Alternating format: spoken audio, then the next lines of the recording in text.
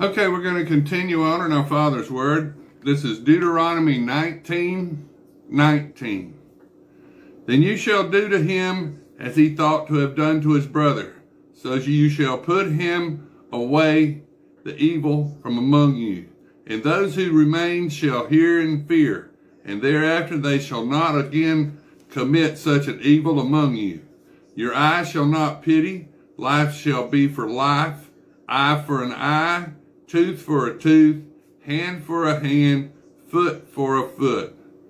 Now this is Deuteronomy 20.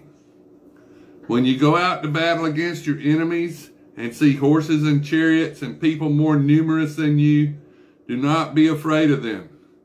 For the Lord your God is with you, who brought you up from the land of Egypt.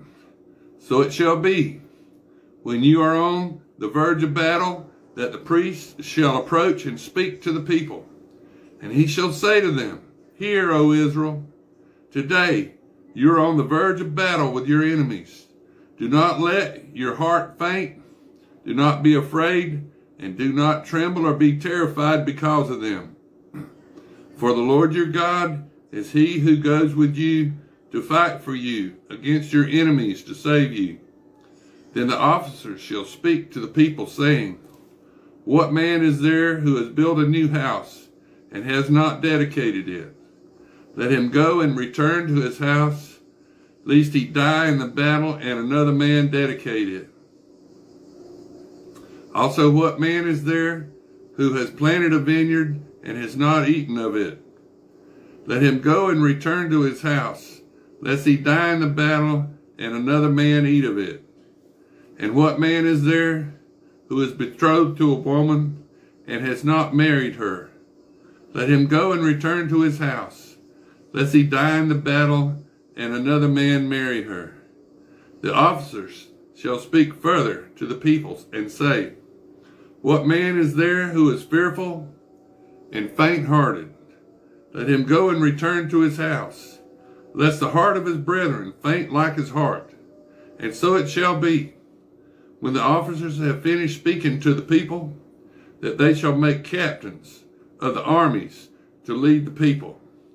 When you go near a city to fight against it, then proclaim an offer of peace to it. And it shall be that if they accept your offer of peace and open to you, then all the people who are found in it shall be placed under tribute to you and serve you. Now if the city will not make peace with you, but makes war against you, then you shall besiege it. And when the Lord your God delivers it into your hands, you shall strike every male in it with the edge of the sword. But the women, the little ones, the livestock, and all that is in the city, all its spoil, you shall plunder for yourself. And you shall eat the enemy's plunder, which the Lord your God gives you. Thus you shall do to all the cities which are very far from you, which are not the cities of these nations, but of the cities of these peoples, which the Lord your God gives you as an inheritance. You shall let nothing that breathes remain alive, but you shall utterly destroy them, the Hittite, the Amorite, the Canaanite, and the Perizzite, and the Hivite, and the Jebusite, just as the Lord your God has commanded you, lest they teach you to do according to all their abominations which they have done for their gods, and you sin against the Lord your God. When you besiege a city for a long time, while making war against it to take it, you shall not destroy its trees by wielding an axe against them. If you can eat of them, do not cut them down to use in the siege, for the tree of the field is man's food. Only the trees which you know are not trees for food you may destroy and cut down, to build siege works against that city which makes war with you until it is subdued. Now this is Deuteronomy 21. If anyone is found slain, lying in the field, in the land which the Lord your God is giving you to possess, and it is not known who killed him, then your elders and your judges shall go out and measure the distance from the slain man to the surrounding cities. And it shall be that the elders of the city nearest to the slain man will take a heifer which has not been worked and which has not pulled with a yoke. The elders of that city shall bring that heifer down to a valley with flowing water, which is neither plowed nor sown, and they shall break the heifer's neck there in the valley. Then the priest, the sons of Levi, shall come near, for the Lord your God has chosen them to minister to him and to bless in the name of the Lord.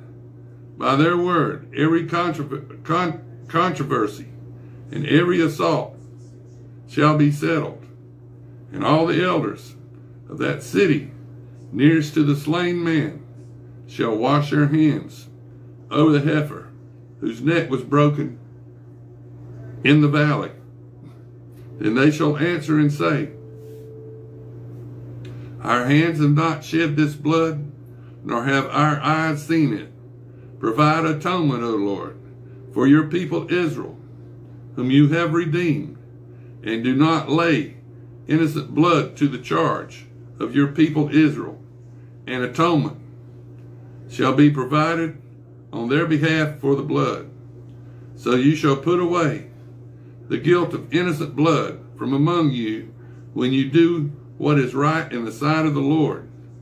When you go out to war against your enemies, and the Lord your God delivers them into your hand, and you take them captive, and you see among the captives a beautiful woman, and desire her, and would take her for your wife, then you shall bring her home to your house, and she shall shave her head and trim her nails, and she shall put off the clothes of her captivity, remain in your house, and mourn her father and her mother a full month. After that, you may go in to her and be her husband, and she shall be your wife. And it shall be, if you have no delight in her, then you shall set her free. But you certainly shall not sell her for money. You shall not treat her brutally, because you have humbled her. If a man has two wives, one loved and the other unloved, and they have borne him children, both the loved and the unloved, and if the firstborn son is of her who is unloved, then it shall be, on the day he bequeaths his possessions to his sons, that he must not bestow firstborn status on the son of the loved wife in preference to the son of the unloved, the true firstborn, but he shall acknowledge the son of the unloved wife as a firstborn by giving him a double portion of all that he has, for he is the beginning of his strength, and the right of the firstborn is his. If a man has a stubborn and rebellious son who will not obey the voice of his father or the voice of his mother, and who, when they have chastened him, will not heed him, then his father and his mother shall take hold of him and bring him out to the elders of the city, to the gate of his city. And they shall say to the elders of the city, this son of ours is stubborn and rebellious. He will not obey our voice. He is a glutton and a drunkard.